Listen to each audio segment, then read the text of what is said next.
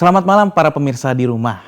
Profesi pemain e-sport cukup menjanjikan dan sedang meningkat di Indonesia. Bahkan pemainnya bisa mencapai penghasilan miliaran rupiah dalam sebulan. Tidak hanya dari gaji, tapi juga mereka bisa menjadi pemain profesional, brand ambassador, dan mereka bisa membantu banyak menjadi sponsor. Benarkah e-sport bisa menjadi profesi yang menghasilkan cuan yang melimpah? Dan apa saja yang dibutuhkan oleh seseorang untuk menjadi atlet dan pemain e-sport yang memumpuni? Inilah Z-Talk, program dialog seputar permasalahan Gen Z dalam episode Main Game Bisa Cuan bersama saya Moses Immanuel Setia Jaya.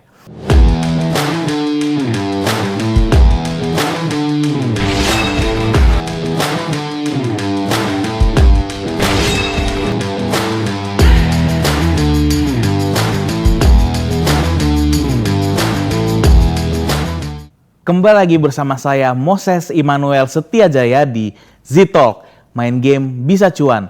Sudah hadir bersama saya di studio dua narasumber kita malam ini. Sergi Aprilius Parmana, seorang mahasiswa, coach dan manajer Mobile Legends di kampusnya Institut Bisnis dan Informatika Kwikianggi.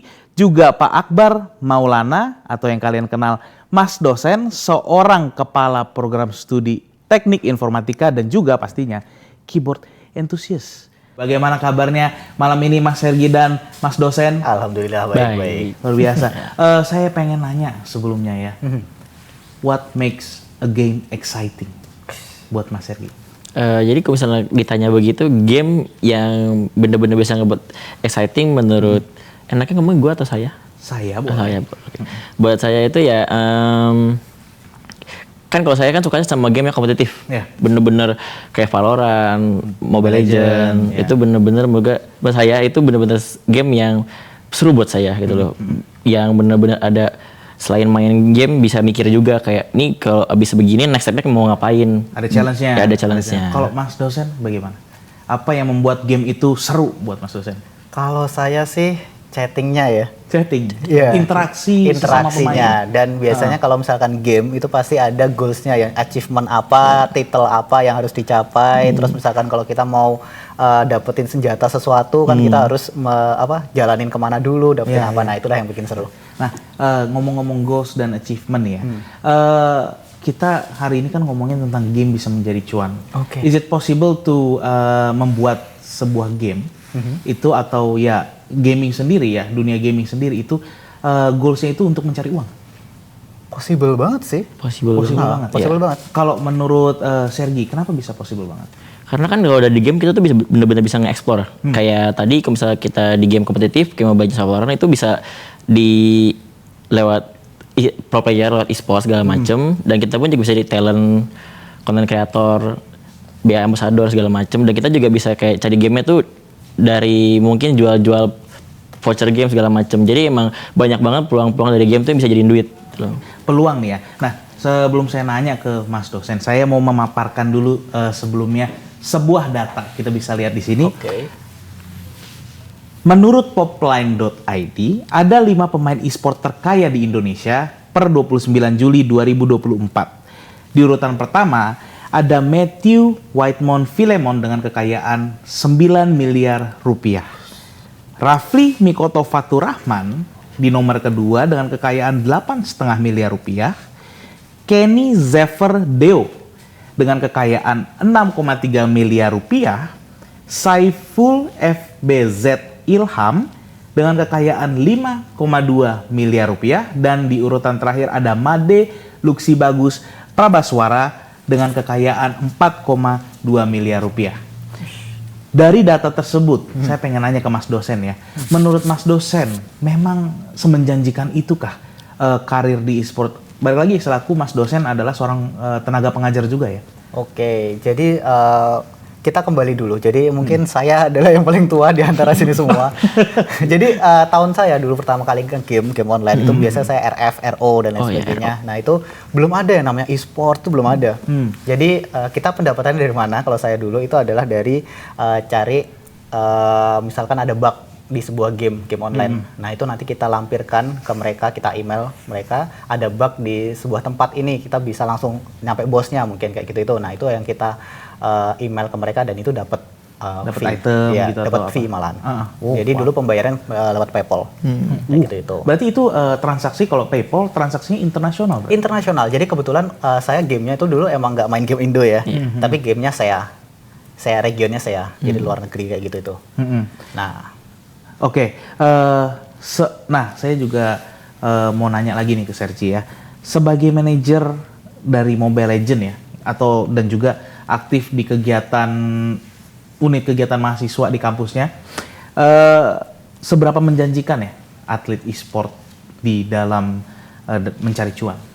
Itu bener-bener ngejanjiin banget gitu. Soalnya kan emang sekarang itu lagi rame banget, bener-bener peluang masuk e-sport dan emang lagi tren gitu, bener-bener pasarnya dan segi orang-orang yang mau berkompetitif itu banyak banget. Bisa dilihat dari view, kalau misalkan lihat live stream YouTube segala macam itu view banyak banget. Dan juga bisa dilihat orang-orang yang mau bersaing masuk ke kancah internasional segala macam itu bener-bener luar biasa banyak player-player yang bersaing satu sama lain gitu loh.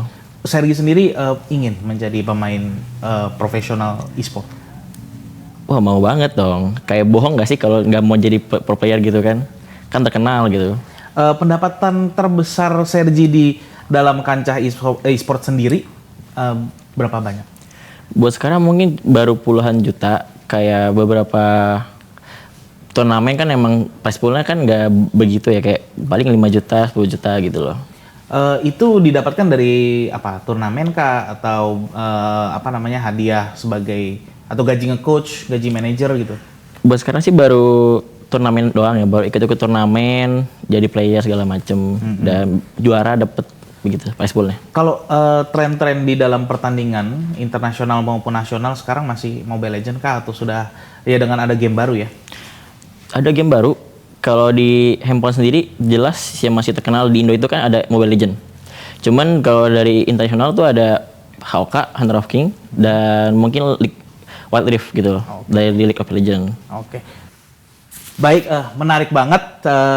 Setelah ini kita akan membahas bagaimana rahasia menjadi seorang juara, menjadi seorang champion di dalam turnamen e-sport ataupun game ya.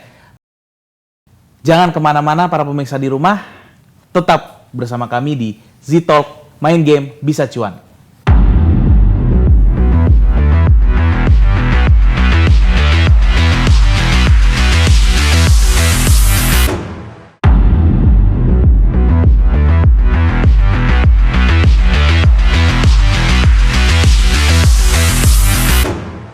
Masih bersama saya, Moses Immanuel Setiajaya di Z-Talk, main game bisa cuan. Tadi kita mau ngomongin menjadi pro player membutuhkan skill apa saja. Apakah tanpa skill juga bisa menjadi pro player? Is it possible or is it impossible to become a pro player? Kita langsung saja nanya ke Sergi. Tadi kan kita sudah ngomongin ya menjadi pro player bisa menghasilkan cuan. Tapi skill-skill apa saja yang dibutuhkan untuk menjadi pro player? Banyak. Gitu. Kayak kalau misalkan emang kita mau jadi pro player, terutama di game MOBA, itu tuh kita butuh namanya makro sama mikro. Mikro skill management sama makro skill management itu benar-benar dua hal yang berbeda banget. Mikro dari segi kayak penggunaan kita skill ke hero-nya, benar-benar kayak keahlian kita menggunakan suatu hero. Sedangkan makro itu benar-benar kayak penguasaan kita terhadap mapping, benar-benar ngelihat map awareness gitu loh. Tahu musuhnya bakal gerakan kemana, memprediksi gitu. Ya, selama ini saya main game Mobile Legends nggak pernah mikirin sampai segitu, tapi emang ya itu yang membedakan antara pemain biasa dengan pro player gitu ya. Iya. Kalau menurut Mas dosen, Oke. skill apa yang dibutuhkan untuk menjadi pro player? Ya kita ngomongin nggak hanya di game Mobile Legends saja gitu ya, maksudnya secara general mungkin. Karena saya nggak berkecimpung di bidang itu, kayaknya saya ngikut aja deh sama suruhnya. Iya, iya nggak apa-apa tapi. Nah, kalau kita ngomongin selain skill, pastinya kita butuh alat dan tools yang memumpuni. Betul. Pastinya ya. Kita ambil contoh dulu karena saya mau nanya ke Mas Sergi ini, Mobile Legends. Apakah membutuhkan HP yang mahal? Kalau misalkan emang pengen ngerasain FPS yang smooth, yang bener-bener lancar ketika main kan ada berbagai macam hero assassin yang bener-bener butuh kecepatan tangan, fashion gitu-gitu. Nah itu butuh banget handphone yang lumayan mahal yang bisa ngasih frame rate tinggi. Kayak biasa kan orang-orang tuh pakai itu iPhone, Samsung yang emang udah kualitas itu udah tinggi gitu. Berarti kalau misalkan kita samakan dengan let's say game PC ya gitu kan, banyak juga kan kompetisi di luar sana yang menggunakan game komputer PC gitu. Itu harus menggunakan spek yang tinggi juga gitu loh. Sama lah ya pasti kayak sama. gitu ya. Kalau Mas dosen gitu ya di dalam PC dan keyboard gitu ya, Mas dosen menurut saya adalah ekspertisnya di situ. Iya, betul. Benar gak sih skill ditentukan oleh device? Skill ditentukan oleh device. Mungkin bisa iya, bisa enggak. Jadi tergantung dari mana kita melihatnya.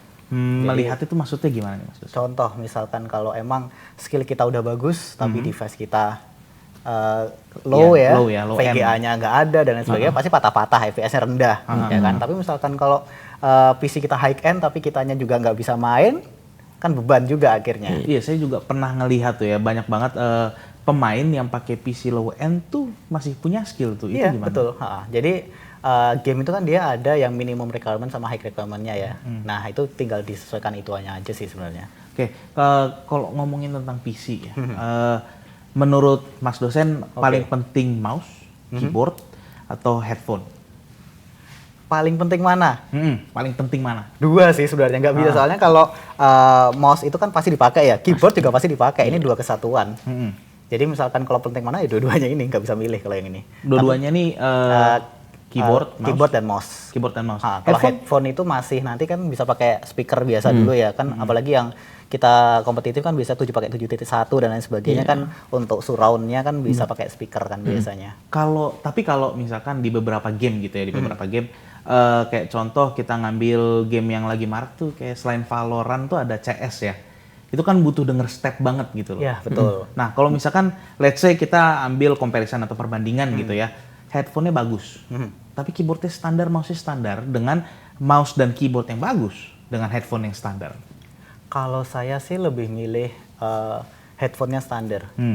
Soalnya kalau di saya nggak biasa pakai headphone, tapi speaker saya surround. Oh, berarti by alam gitu, tapi nggak terlalu berisik ke ruangannya jadi? Saya punya ruangan sendiri sih sekarang. Jadi emang khusus ruangan sendiri buat saya kerja sama buat main game. Jadi speaker saya itu nggak cuma 2, biasanya kan cuma 2. Nah, saya 7. Wah, 7 speaker? Iya, betul, 7 speaker. Jadi berarti ngelilingin badan gitu? Iya, betul, ngelilingin badan. Jadi itu sebenarnya sama aja kayak headset yang bagus. Tapi misalkan kalau headset yang biasanya kita ada tulisan 7.1, nah itu emang dia nggak benar-benar pure 7.1. Drivernya 1, tapi dipecah menjadi 7. Kalau saya benar-benar 7. Itu berarti let's say ada suara di sebelah kiri atau barat daya, timur, itu kedengeran. Kedengeran banget. Kedengeran banget. Nah, kalau Sergi, sorry maaf. Untuk game mobile itu kan banyak banget ya yang pakai kayak sarung tangan jempol gitu. Sarung tangan jempol itu emang penting ya? Cuma nggak juga sih, itu tergantung orang juga. Kalau misalkan saya sendiri nggak pakai. Cuma ada beberapa teman saya yang bisa kalau nggak punya pakainya tuh bedak tepung gitu, supaya lebih keset. Kan kalau misalnya tangannya keringetan kan agak licin gitu. Berarti dia menggunakan fabric yang khusus dong, yang di jempol itu? Iya, dia pakai emang bahan khusus gitulah. Kalau cooling fan yang buat HP itu apa sih sebenarnya? Itu cooler, sama kayak di PC juga itu kan buat jaga suhu gitu, supaya suhu lebih stabil, ya biar nggak overheat. Dia semakin mahal, apa bedanya yang murah sama yang mahal? Kalau misalkan yang murah itu biasanya itu pakai kipas biasa, jadi itu nggak begitu dingin banget, cuma bisa ngestabilin lah. Cuma kalau misalnya yang mahal banget itu pakai liquid, bener-bener bisa ngebekuin, biar kata kalau misalnya dibiarin, didiemin tuh nyala, bener-bener bisa beku itu. Berarti liquidnya atau cairannya dia kontak langsung dengan handphone? Iya. Nah, kalau handphonenya menjadi panas, emangnya ada pengaruh apa sih? Frame drop.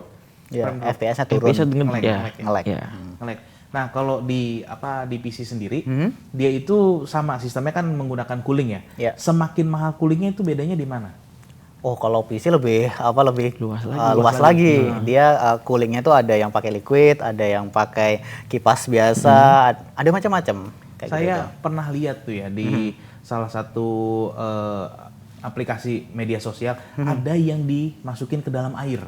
Itu bukan air. Itu bukan air. Itu ada liquid khusus, cairan khusus itu. Jadi bukan air ya itu, teman-teman di sini itu bukan air, itu adalah cairan khusus yang disediakan memang untuk pendingin dari PC-nya sendiri.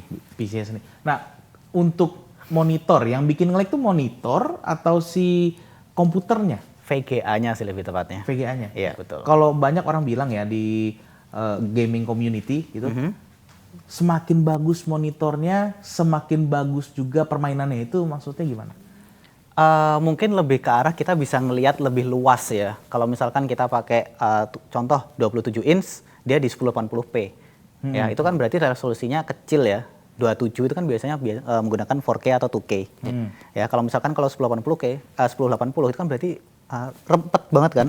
Jadi kita nggak bisa melihat lebih luas. Kalau misalkan di 2K, terus 4K atau ultra wide, nah itu kan kita bisa ngelihat lebih kanan kirinya kayak gimana. Kalau HZ itu apa? Hertz-nya itu adalah ya Frame tadi. rate. Itu buat berarti semakin bagus, semakin tinggi frame-nya, semakin bagus juga kita sebagai pemain merespon gitu ya. Ya, jadi contoh kayak gini, kalau misalkan kita gerakin tangan, ini misalkan kalau animasi, saya juga animator juga. Jadi misalkan kalau kita gerakin tangan, makin banyak gambar akan makin halus. Nah, sama kayak gitu. Jadi makin tinggi hertz-nya akan makin lembut. Makin lembut, bukan makin cepat. Ya, cepat juga termasuk. Berarti yang nah dia sama juga sama keyboard ya. Kalau keyboard itu katanya ada delay pada saat lagi Betul sekali. klik. Itu gimana Pak? Jadi Boleh kalau dijelaskan? misalkan keyboard itu dia ada berbagai macam juga ya. Ada yang mekanikal, ada yang membran, ada yang topre dan lain sebagainya. Nah, biasanya yang kita gunakan untuk ngegame itu adalah di mechanical keyboard. Nah, mechanical keyboard dia sekali kita pencet sedikit aja itu kadang ada yang bisa langsung register. Benar. Nah, Itu yang pakai magnetik.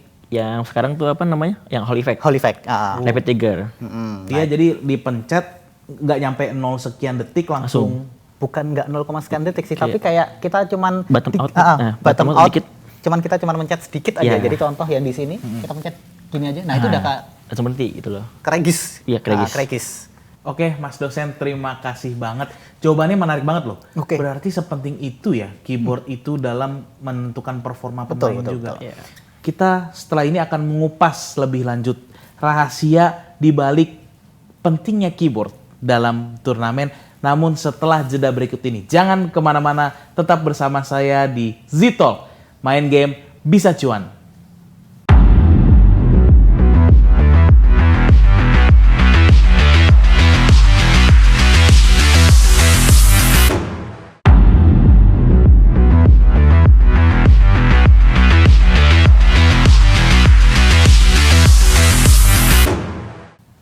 Kembali lagi bersama saya Moses Immanuel Setiajaya di Z-Talk.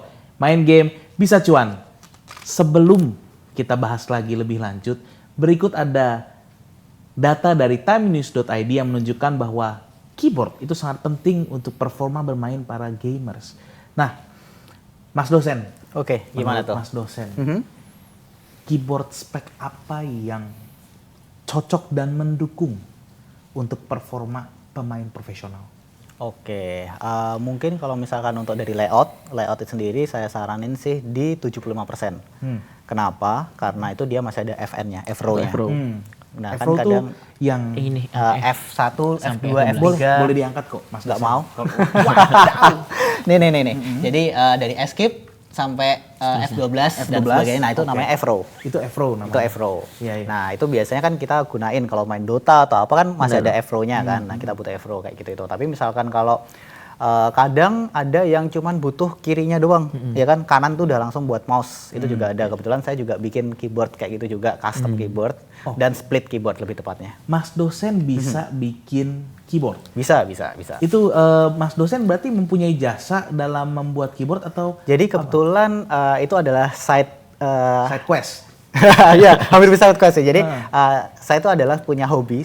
Gimana cara hobi itu bisa menjadi cuan sebenarnya. Nah, salah satunya adalah hobi keyboard. Jadi saya keyboard antusias itu mulai dari tahun 2013 sih lebih tepatnya. Nah, itu saya main keyboard, terus saya ngerasa kayak keyboard yang sekarang itu dulu aja cuma Razer, Corsair, cuman itu doang. Nah sekarang kan ada banyak Wuping dan lain sebagainya. Nah dulu tuh saya ngerasa keyboard ini nggak cocok buat saya.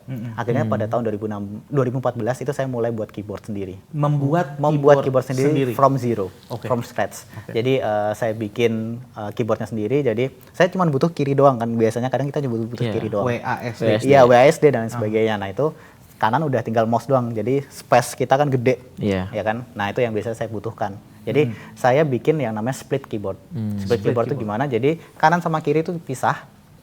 Kanan sama kiri dipisah. Iya. Jadi nyambungnya itu dia bisa pakai kabel atau bisa pakai Bluetooth.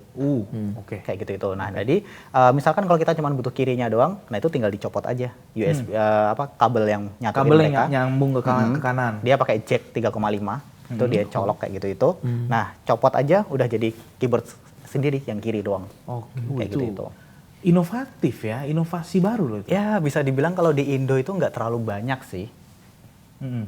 Nah, untuk para pemirsa di rumah yang ingin akses, ingin menggunakan jasa Pak Mas dosen atau pengen beli dari keyboardnya Mas dosen itu di mana? Oke, kalau misalkan keyboard sendiri saya jualnya ada di Tokopedia ada atau di Geekhack. Kalau misalkan keyboardnya yang emang high class. Kalau high class kita di Geekhack, tapi misalkan kalau yang pasarnya di Indo kita di Tokopedia mungkin bisa cek aja di KBD KSP atau di Taka Keyboard. Jadi kita ada dua brand.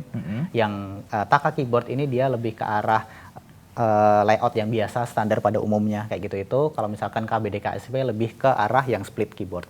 Split keyboard. Ya, Nah, nah kalau untuk yang di KBD KSP itu ada di Bekasi. Jadi untuk para penggemar keyboard domisili Bekasi atau Jabodetabek bisa? Bisa. Keluar kota? Luar kota bisa, luar negeri kita Luar juga negeri sempat. juga bisa. Luar biasa. Jadi ke semua para pemirsa yang ingin beli bisa banget langsung saja cek Tokopedia-nya di KBD KSP atau Taka Keyboard. Ya, betul. Jangan lupa, pasti banyak banget ya keyboard enthusiast di luar sana ya. Betul. Kebetulan saya ketua keyboard antusias di Jogja, region Jogja. Di region Jogja. Iya, jadi ada yang namanya IMKG. Mungkin bisa teman-teman bisa cek tahu. aja Indonesia Mechanical Iya, Keyboard. benar. Nah, kebetulan saya untuk region Jogja dan sekitarnya itu saya yang handle. Ketuanya. Iya, betul. Luar biasa banget. Nah, Sergi, sebagai closing statement kita malam ini nih ya. Boleh dong di-mention kembali atau bisa ngasih langsung saja tips and trick untuk para pemirsa kita di rumah. Bagaimana sih cara menjadi seorang pro player? Silakan. Ya caranya cukup latihan aja bareng teman-teman, sering komunikasi, terus juga temuin partian yang benar-benar nyaman. Supaya kita benar-benar bisa latihan, fokus scrim, dan itu benar-benar ngembangin banget skill kita berlima gitu loh. Mungkin bisa ditambahin juga sama diskusi-diskusi, entah itu kayak analisis bareng, dan juga saling nge-coaching, kayak saling ngasih saran gitu, saling kasih masukan kayak lu mendingan better begini gitu. Udah sih Itu aja. gitu aja. Oke. Terima kasih banyak banget Mas dosen Ya, dan terima juga kasih. Mas Sergi sudah hadir di Z-Talk.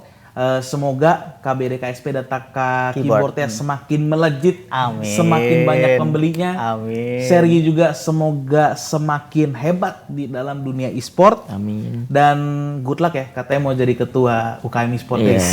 Luar biasa. Sekali lagi saya terima kasih banget, dan juga untuk para pemirsa di rumah, terima kasih sudah menonton. Saya Moses Immanuel Setiajaya atas nama kerabat kerja yang bertugas pamit undur diri. Sampai jumpa di episode Z-Talk berikutnya dan sampai bertemu lagi.